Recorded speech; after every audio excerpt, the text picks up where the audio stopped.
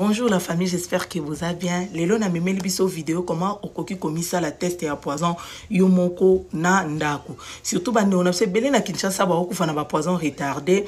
Poison retardé ça loza bonne santé. Ezolia muke na kati jour boyo découvrir ngo comme déjà trop tard et comme mayo na kufa. Test oye ko sala omiye baka état de santé na yo.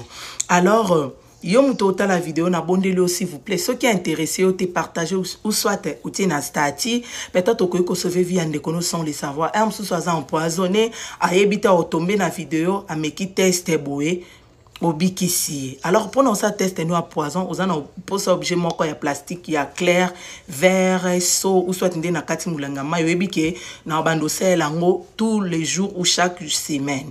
Alors na kati ya vert to ya so na yo tia kaka mai uniquement mai eloko mususu te o tie mai au cracher na cracher bon mona bo excuser